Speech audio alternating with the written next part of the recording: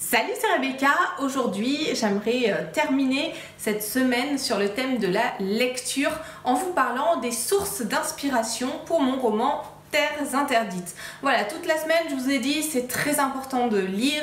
Il faut le faire de façon efficace, bien sûr en gardant tout le plaisir de la lecture, mais en regardant comment, par petites touches, par petits moments, pas très longs, mais par petits moments comme ça, comment tirer parti de vos lectures pour arriver à écrire, à mieux écrire, à décupler vos capacités d'écrivain, à faire davantage plaisir à votre lecteur. Et puis voilà, on va pas se mentir, quand on sait mieux écrire, et bien on prend aussi davantage de plaisir à le faire soi-même en tant qu'écrivain.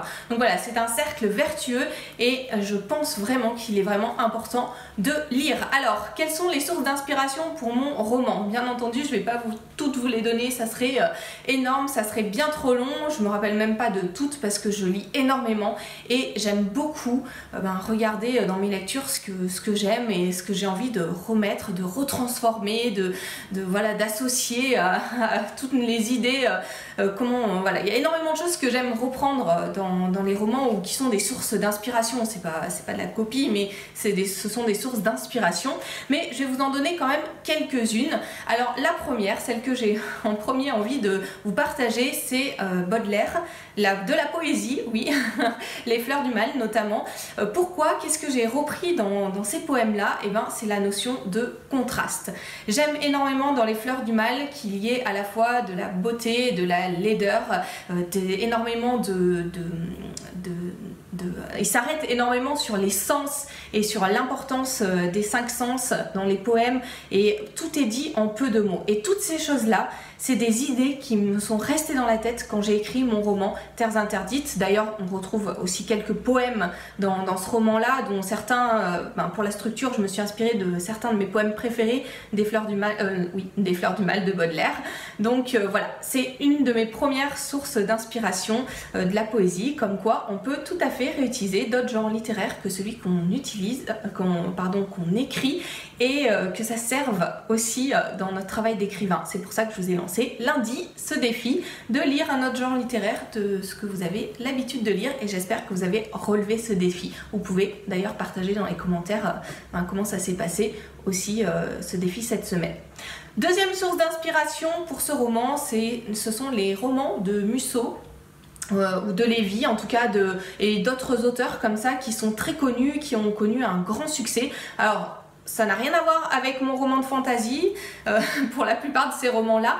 Qu'est-ce que j'ai repris dans ces romans? Encore une fois, c'est autre chose que simplement les idées de base. C'est plus au niveau de la structure, de l'efficacité de la structure. Je me suis posé la question en terminant les livres de certains des romans de ces auteurs-là, de savoir comment ils avaient construit leurs histoires, pourquoi est-ce que ça fonctionnait, comment est-ce qu'ils arrivaient à captiver le lecteur. Et je suis vraiment très heureuse parce que certains des retours qu'on m'a fait par rapport à mon roman, c'est justement que la structure est très efficace, qu'on ne s'ennuie pas dans ce roman. Donc voilà, deuxième source d'inspiration, c'est les romans de Musso, notamment Musso on va dire. Voilà. Troisième source d'inspiration pour ce roman, ce sont les romans de Wilbur Smith. Pourquoi? Pour la notion de voyage. J'ai beaucoup aimé ce genre de lecture. D'ailleurs, quand on me demande quels sont mes auteurs préférés, je cite souvent Wilbur Smith, notamment Mousson. Ce sont des romans qui se passent sur un bateau, avec des histoires de bateaux. Il y en a certains qui se passent en Afrique. Enfin, j'en ai lu énormément de ces romans-là. Et ce que j'ai aimé dans ces romans, c'est la notion de voyage. Et c'est ce que j'ai voulu reprendre. Alors, un petit peu dans le tome 1 de l'Enfant de la prophétie, et puis dans les tomes suivants, vous allez voir, ça va se développer cette histoire de voyage.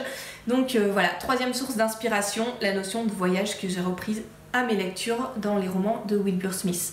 Et puis dernière source d'inspiration, ce sont les romans de J.M. Howell, Les Enfants de la Terre. Alors là, ce que j'ai repris, c'est plus le côté de la culture tribale, en tout cas pareillement pour le tome 1 de l'Enfant de la prophétie. Voilà, j'ai repris un petit peu cette idée de la culture tribale. dans ce roman-là. Voilà, donc 4 sources d'inspiration, comme je vous ai dit, il y en a plein d'autres, mais en tout cas ce sont des éléments qu'on peut retrouver dans mon roman, des éléments qui me captivaient, qui m'intéressaient, qui me procuraient des émotions. Je vous l'ai dit toute cette semaine, regardez ce qui vous procure des émotions dans vos lectures, non pas pour copier mot à mot ce que vous allez faire, mais pour réexploiter ces éléments-là, donner du plaisir à votre lecteur et avant tout aussi vous faire plaisir. Alors avant de vous quitter, je vous rappelle que vous pouvez télécharger gratuitement ma formation sur les scènes si vous ne l'avez pas encore. Là ce ne sera pas des conseils de lecture, mais ça sera plus comment structurer vos scènes pour qu'elles soient intéressantes, pour qu'elles soient captivantes, pour qu'elles soient efficaces justement. Comment faire, ça ne s'invente pas. Donc je vous donne plein de conseils dans cette formation qui est une formation au format audio. Vous avez aussi des fiches au format PDF qui reprennent les points clés, les exercices à mettre en place pour avancer, parce que sans exercice on n'avance pas. Voilà, je vous souhaite un très bon week-end et je vous dis à bientôt pour d'autres vidéos.